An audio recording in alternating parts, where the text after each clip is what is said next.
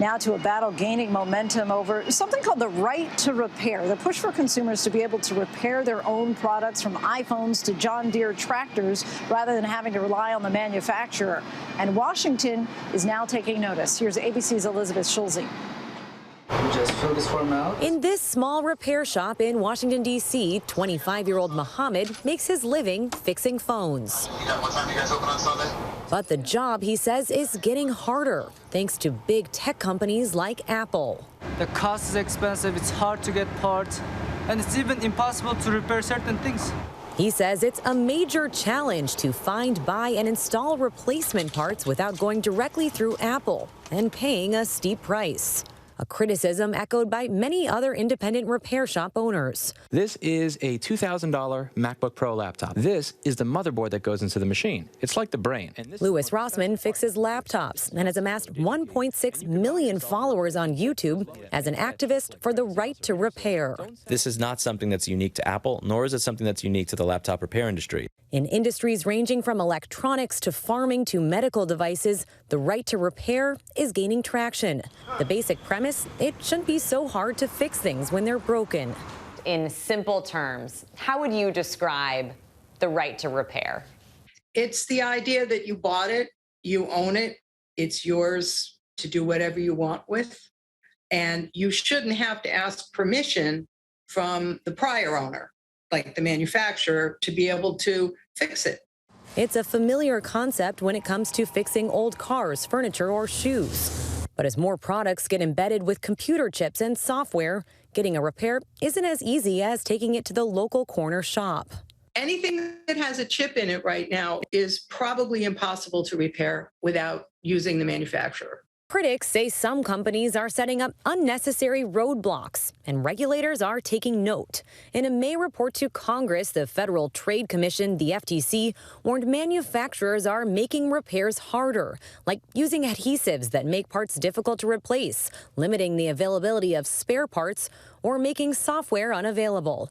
The result can mean higher costs for consumers, less competition, and more environmental waste. Many companies now force us to only have a few set of choices when we want to get something fixed. And their hope sometimes is that we won't fix it at all and we'll just buy a new device or piece of equipment altogether. In July, President Biden signed a wide-ranging executive order urging the FTC to promote the right to repair. The agency unanimously voted later that month to step up its enforcement against companies that impose illegal repair restrictions. And the FTC is also taking a broader stance against restrictive repair policies. There's actually an old law on the books from 40 years ago that prevents manufacturers from tying certain repair services for products covered by warranties. The right to repair hits close to home for Walter Schweitzer, who owns a small family farm in Montana. I need my equipment to work when it's time to work. 2 years ago, Schweitzer's tractor shut down in the middle of the critical 2-week harvest season. A local John Deere dealer said it could take a month to get it fixed.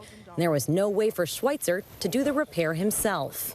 So I asked him, can I borrow the troubleshooting software so I can figure out the problem? No. Okay, well, can I rent it? No. All right, well, I'll buy this dang stuff so I can figure out my own problem.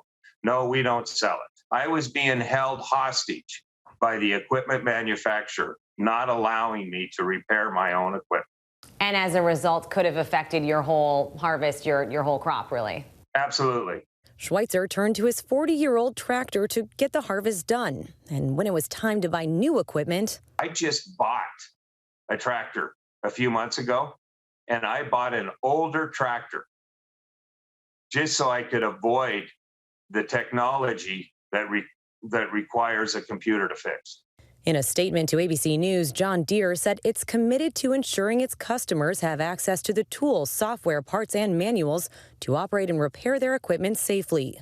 Schweitzer doesn't blame his dealer, saying the overall lack of competition in the farm equipment market is leading to higher prices and bottlenecks in repairs. There's 3 major equipment manufacturers that manufacture 90% of the equipment American farmers use. Farm equipment manufacturers and dealers say they're committed to making maintenance, diagnostic, and repair information more accessible, adding some right-to-repair efforts are overly broad and can risk safety, durability, and environmental sustainability of products. Tech lobbyists and trade groups staunchly oppose right-to-repair laws under consideration in at least 27 states. More than half of states are now considering legislation on the right to repair. Is this something that really should be stopped? This clearly has bipartisan support. The bills would undermine billions of dollars of intellectual property interests by mandating that manufacturers reveal those trade secrets to anyone who hangs up a shingle and says that they do repairs. Apple says it's expanding options for repairs around the world, pointing to its independent repair program, which aims to help qualifying companies get access to its parts. And the company says customers should have convenient access to safe and reliable repair services. Consumers, as well as businesses and hospitals and public schools and everybody else, all need reasonable assurance that those they trust to repair their products will do so safely, securely, and correctly. Why does the right to repair matter to really every American, not just someone trying to buy a new phone or getting their phone fixed or someone with a tractor that's broken? I think the pandemic taught us that when we face disruptions, we need to have an economy that lets us spring back into action. But when companies block us from fixing our own equipment or our own medical devices or our own home appliances, that just makes it tougher for us to bounce back. Elizabeth Schulze, ABC News, Washington. Hi, everyone. George Stephanopoulos here. Thanks for checking out the ABC News YouTube channel. If you'd like to get more videos, show highlights, and watch live event coverage, click on the right over here to subscribe to our channel. And don't forget to download the ABC News app for breaking news alerts. Thanks for watching.